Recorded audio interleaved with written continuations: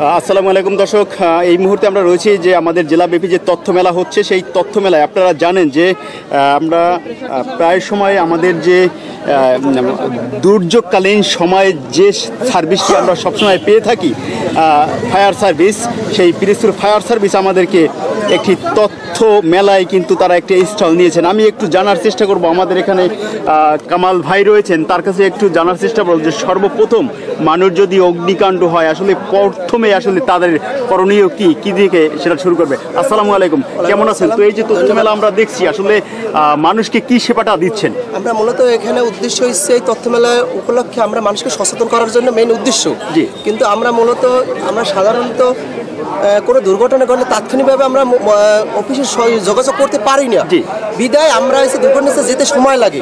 তো যদি কোনো দুর্ঘটনা হয় আমাদের সরাসরি 999 আছে, তারপরে আমাদের অফিসের নাম্বার যদি সরাসরি যোগাযোগ করে সেক্ষেত্রে আমার তাৎক্ষণিক রেসপন্স করতে আমাদের সুবিধা হয়।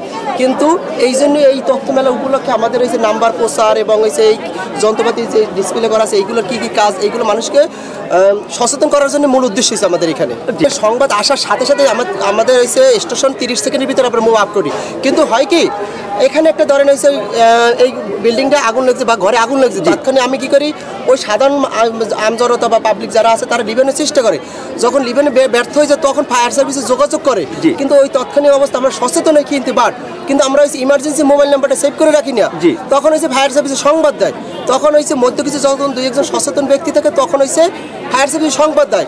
কিন্তু তখন কিন্তু 15 মিনিট হয়ে যায়, একটা সাধারণ ঘর কিন্তু 15 মিনিট চলতে কিন্তু এর বেশি সময় লাগে না। কিন্তু আমাদের আসতে তো যে 15 মিনিট, ওই 15 মিনিটের ভিতরেই কিন্তু কোনো আগুনটা একটু বড় হয়ে যায়, তারপর আমরা এই যে দ্রুত রেসপন্স করি এবং উদ্ধার কাজ পরিচালনা। আচ্ছা, আমরা যদি চাই যে ছোট্ট আগুন বা ছোট্ট দুর্ঘটনা নিজেরাই আসলে মোকাবেলা করবো, তো সেক্ষেত্রে আসলে কি করতে পারি? আমরা মূলত প্রতি সপ্তাহে এবং প্রায় সময় আমরা হচ্ছে গণসংযোগ করি এবং মহড়া করি বিভিন্ন মার্কেট প্রতিষ্ঠান, শিক্ষা প্রতিষ্ঠানে, এবং হচ্ছে কীভাবে প্রাথমিক একজন দক্ষ ফায়ার ফাইটার বা প্রথম অবস্থায় যে সূচনা লগ্নে কীভাবে আগুনটা নির্বাপন করা যায় সেইটা আমরা কিন্তু সবাইকে সহায়তা করি এবং মানে ওইটার হচ্ছে ব্যবহার পরিচালিত আমরা শিখাই। এই মূলত হচ্ছে যেমন এক্সটিংগুইশার আছে, সূচনা লগ্নে একটা এক্সটিংগুইশার থাকলে সূচনা লগ্নে ছোটো আগুন রয়েছে, এই এক্সটিংগুইশার দিয়ে আগুন নিবারণ করা যায়। তো এখানে তো আজকে মেলায় যেহেতু অনেক কিছুই তো অফিস থেকে নিয়ে আসছেন, একটু যদি দর্শক এই মুহূর্তে যারা দেখছেন আসলে একটু পরিচয় করিয়ে দেবেন যে আসলে কোন জিনিসটা থেকে কি হয়। এই বিষয়ে আমার সিনিয়র ভাই আছে, সেগুলো ঠিক আছে। ধন্যবাদ আপনাকে। আসলে আপনাদের মাধ্যমে আপনারা যারা মিডিয়া কর্মী বা সংবাদ কর্মী, আপনারাই আমাদের যে কাজগুলো, আমাদের যে তথ্যগুলো আপনারা জনগণের দ্বার করা পৌঁছে যান যে তারা কীভাবে সহায়তা এবং সেবা পাবে। এই জন্য প্রথমে আপনাকে ধন্যবাদ দিচ্ছি। আজকে তথ্যমেলা উপলক্ষে আমরা আমাদের অনেক উদ্ধার কাজের যন্ত্রপাতি আছে যেগুলো আমাদের এখানে ডিসপ্লে করা জায়গা শর্ট দেখে এটা সম্ভব না, তারপর আমরা যেগুলো একদম জরুরি একান্ত প্রয়োজন সেগুলো প্রথমে আমরা এই যে জিনিসটা, এটা হচ্ছে portable fire extinguisher. Portable fire extinguisher অর্থাৎ বহনযোগ্য অগ্নি নির্বাপক যন্ত্র।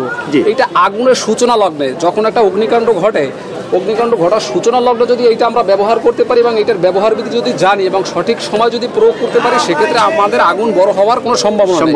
এটা আমাদের ডিপার্টমেন্টের ভাষায় একটা কথা আছে যে আপনার একটা আগুনের সূচনা লাগলে এক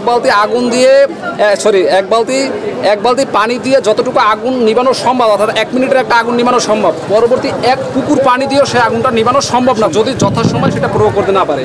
এই ফায়ার এক্সটিংগুইশার মাধ্যমে আপনি সূচনা লগ্নে সেই আগুনটা নির্বাপন করতে পারবেন।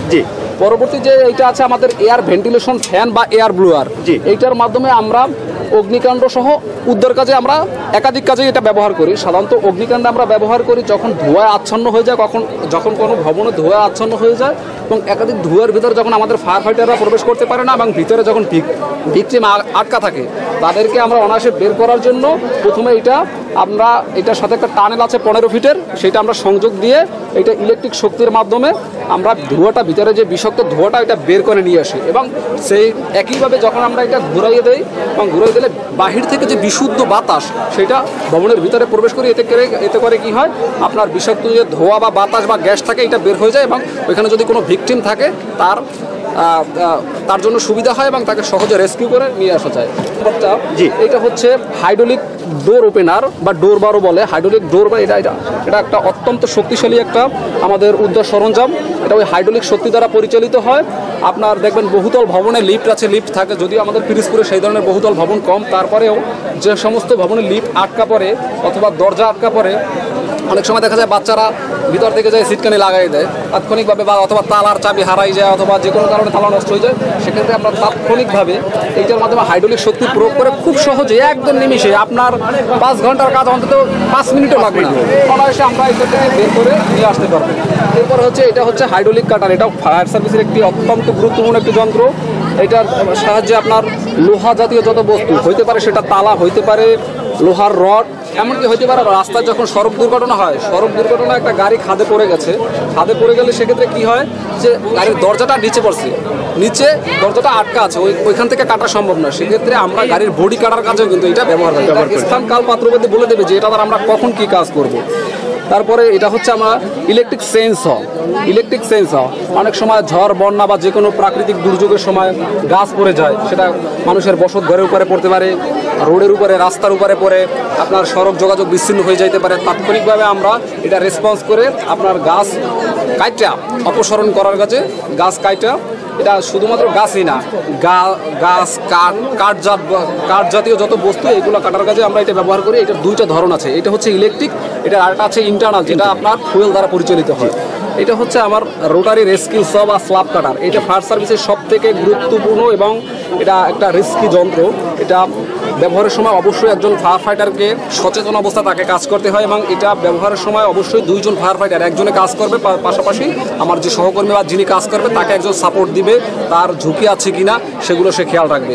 এটা আপনার সাধারণত সব পরিবেশে ব্যবহার করা যায় না, আপনার তৈলাক্ত এবং ভিজা বা স্যাঁতস্যাঁতে পরিবেশে ব্যবহার করা যাবে না। ব্যবহার করার সময় অবশ্যই তাকে সম্পূর্ণ পিপিই পরিধান করতে হবে, সে আমাদের ফায়ার ফাইটার হোক বা স্বেচ্ছাসেবক হোক বা বাহিরে যে কোনো আপনার জনসাধারণ হোক। এটার মাধ্যমে আমরা স্ল্যাব কাটতে পারি, অর্থাৎ কংক্রিটের যে দেয়াল, একটা দেয়াল যখন কলাপস হয়, একটা বিল্ডিং যখন কলাপস হয়, সেক্ষেত্রে আমরা ভিতরে আটকা পড়া লোককে উদ্ধার কাজের জন্য আমরা তখন বিল্ডিং কাটার কাজে অথবা ছাদ কাটার কাজে ব্যবহার করি। সেক্ষেত্রে ছাদের ভিতরে যদি কংক্রিট থাকে বা রড থাকে, এটা উভয়ই আপনার, এটা 2-3 ধরনের ব্লেড আছে, অ্যাব্রোসিভ এবং কার্বাইড। আপনার লোহা এবং লোহা জাতীয় বস্তু এবং কংক্রিট সব কাজের কাজে এটা আমরা ব্যবহার করি। আর একটা আছে আপনার মাল্টিপারপাস ব্লেড। এই মাল্টিপারপাস ব্লেডের মাধ্যমে যে কোনো জাতীয় বস্তু, সেটা হোক ইলেকট্রিক জাতীয় বস্তু হোক, লোহা জাতীয় বস্তু হোক, অ্যালুমিনিয়াম জাতীয় বস্তু হোক, কংক্রিটের সব ধরনের বস্তুই কাটা যাবে। এরপরে যে আমাদের এই পাঁচটা এগুলো সবগুলোই আসলে আমাদের ব্রাঞ্চ পাইপ। এইটা শুধু হচ্ছে গ্রাউন্ড মনিটর, এইটা হচ্ছে আপনার ডিফিউজার ব্রাঞ্চ পাইপ। এই ডিফিউজার ব্রাঞ্চ পাইপ আমরা কাজ করি যখন আগুনের ভয়াবহতা বেশি থাকে, যখন আমরা 2 জন ফায়ার ফাইটার একজনে ফায়ার ফাইটিং করি, তখন আমরা যখন আগুনে অত্যাধিক হিট থাকে, আমাদের আগুনের সামনে মুখে অ্যাডভান্স হইতে হয়, তখন এইটা আমাদের জন্য প্রথমে আমাদের নিজের সেফটি দেয়, অর্থাৎ এটা একটা ঢাল তৈরি করে, ওদিকে অগ্নি নির্বাপনও করবে, এদিকে আমাদেরকেও সুরক্ষা দেবে। আর এটা হচ্ছে রিভলভিং ব্রাঞ্চ পাইপ। এটা হচ্ছে এইভাবে ঘূর্ণায়মান থাকে, এটা 9টা ছিদ্র আছে, এই ছিদ্রের মাধ্যমে পানির ঝর্ণার মতো সার্কুলেশন হবে। এইটা হচ্ছে আপনার পাটের আগুন নিবানো যায়, অথবা যে চিনির গোডাউন, এই শ্রেণীর আগুন নিবানো। আর এইটা হচ্ছে আপনার টারেক্স ব্রাঞ্চ পাইপ। এই টারেক্স ব্রাঞ্চ পাইপটা একটা গুরুত্বপূর্ণ হচ্ছে, এই যতগুলো ব্রাঞ্চ পাইপ এতক্ষণ আপনাদেরকে দেখালাম, এই ব্রাঞ্চ পাইপগুলোর নিয়ন্ত্রণ কিন্তু যিনি ফায়ার ফাইটিং করে তার হাতে না, আমাদের যিনি পাম্পের গোড়ায়, অর্থাৎ যিনি মেশিনের গোড়ায় যিনি পাম্প চালু করে তার হাতে কন্ট্রোল থাকে। এটা আমরা যারা ফায়ার ফাইটিং করি সরাসরি সামনে থেকে তাদের হাতে কন্ট্রোল না, কিন্তু এই যে টারেক্স ব্রাঞ্চ পাইপ, এইটার কন্ট্রোল সরাসরি যিনি ব্যবহারকারীর, যিনি ফায়ার ফাইটার ব্যবহার করবে তার। আমি চাইলে এটা বন্ধ করে দিতে পারি পানি। মনে করেন এইখানে আমাদের যে কটা 28টা বা 29টা স্টল আছে, তার ভিতরে মাঝখানে একটা স্টল লাগে আগুন লাগছে, সেক্ষেত্রে আমাদের হালকা অল্প কিছু পানির প্রয়োজন হয়, আমি পানিটা দিলাম আর এরপরে বন্ধ করে দিলাম। আর এই সব ব্রাঞ্চ পাইপ ওখানে ব্যবহার করলে হবে কি, অন্যরাও ক্ষতিগ্রস্ত হবে, যেখানে পানির প্রয়োজন নয় সেখানে পানি সার্কুলেশন হবে। আর এটা হচ্ছে আপনার গ্রাউন্ড মনিটর, এটাও খুব একটা গুরুত্বপূর্ণ আমাদের। এটা দীর্ঘ সময় পানি দেওয়ার জন্য বড় বড় মিল কারখানা বা ফ্যাক্টরিতে যখন আগুন জ্বলে দীর্ঘ সময় পানি দিতে হয়, অনেক সময় কাজ করতে করতে ফায়ার ফাইটাররা যখন ক্লান্ত হয়ে যায় বা পানি দেওয়া প্রয়োজন, পানিতে বন্ধ রাখতে পারবো না, সেক্ষেত্রে আমরা এই গ্রাউন্ড মনিটর একটা নির্দিষ্ট জায়গায় বসিয়ে তারপর এটার মাধ্যমে পানি সরবরাহ করা যায়। আর এই যে জিনিসটা দেখতে পাচ্ছেন আপনার, এটা অ্যাজ লাইক একজন ফায়ার ফাইটারের একজন ডেমো, অর্থাৎ আমরা ফায়ার ফাইটিং যখন করি তখন এটা আমাদের পুরো পিপি, উপরে হেলমেট, এটা হচ্ছে আমাদের ফায়ার স্যুট, এটা হচ্ছে আমাদের গামবুট, নিজের সুরক্ষা রেখে কাজ করতে হয়। আর এই যে আপনার সামনে যেটা, এইটা হচ্ছে আপনার ব্রিদিং অ্যাপারেটাস, অক্সিজেন। এক কথায় বলতে এটার ভিতরে বিশুদ্ধ বাতাস থাকে। আমরা যখন ধোয়ার ভিতরে কাজ করি অথবা বিষাক্ত কোনো বস্তুর ভিতরে কাজ করে, অথবা ম্যান হল বা আপনার অনেক সময় আছে সেফটি ট্যাঙ্কের ভিতরে লোকজন পড়ে যায়, সেক্ষেত্রে ওইটার ভিতরে বিষাক্ত গ্যাস থাকে, যাতে আমাদের নিজেদের সুরক্ষা হয় এবং যাকে উদ্ধার করবো তাকে আমরা অনায়াসে উদ্ধার করতে পারি। সেই জন্য এটাই আমরা ব্রিদিং অ্যাপারেটাস ব্যবহার করি। ব্রিদিং অ্যাপারেটাস স্থানকাল পাত্রভেদে অনেক জায়গায় অনেক রকমেরই ব্যবহার আছে। এই আর ওইটা তার পাশে ওইটা হচ্ছে হাইড্রোলিক পাওয়ার ইউনিট। এর আগে যে যন্ত্রগুলো আমরা দেখাইলাম যে এই যে পাওয়ার কাটার, পাওয়ার ইউনিট, এইগুলো থেকে ওইটা হাইড্রোলিক শক্তি সরবরাহ করছে। এই হচ্ছে মোটামুটি আমাদের। তো অসংখ্য ধন্যবাদ। তো আমাদের তো 999 একটা অপশন আছে, কিন্তু আমাদের জেলায়, আমাদের পিরোজপুর জেলায় যদি একটি দুর্ঘটনা হয় সেক্ষেত্রে আসলে আমাদের সেই হেল্প নাম্বারটি কত? জি জি অবশ্যই বলবো। আপনি জানেন যে প্রথমে এখন গণপ্রজাতন্ত্রী বাংলাদেশ সরকারের সবসময় যখন যে সরকারি ক্ষমতা ছিল, এখন যেমন প্রধান উপদেষ্টার নির্দেশনা মোতাবেক এখন অনেকগুলো প্ল্যাটফর্মের মাধ্যমে আমাদের এই সেবাগুলো গ্রহণ করতে পারেন।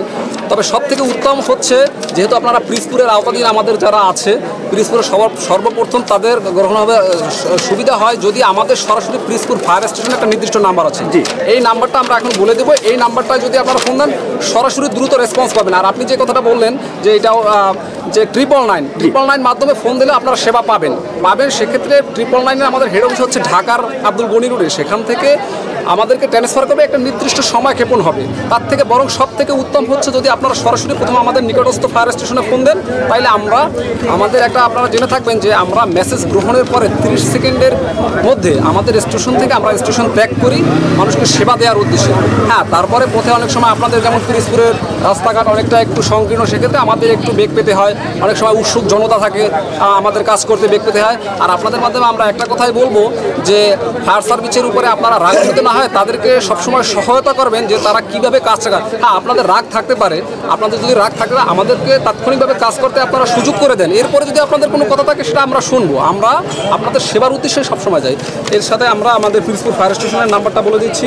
আমাদের পিরোজপুর ফায়ার স্টেশনের নাম্বারটা হচ্ছে 01901 023959 023959। আমি আবারও বলে দিচ্ছি 01901 023959।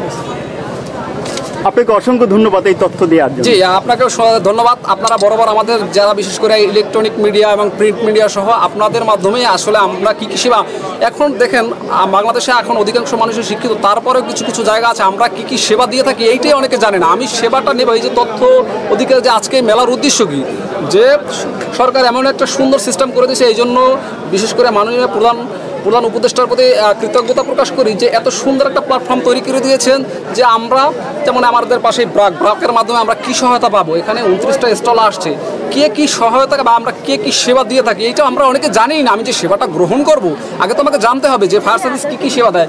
অনেকে মনে করে কি যে ফায়ার সার্ভিস হয়তো শুধুমাত্র আগুনে নেবায়, তো নট অনলি ফায়ার সার্ভিস শুধু আগুনে নেবে না। আপনার মাধ্যমে আমি আবারও একটু রিপিট করি যে ফায়ার সার্ভিস অগ্নিকাণ্ড সহ সকল দুর্ঘটনায় আমরা ফায়ার সার্ভিস সবার পাশে সবার আগে দা লাইফ সেভিং ফোর্স হিসেবে আমরা অনলি 30 সেকেন্ডের রেসপন্স করি।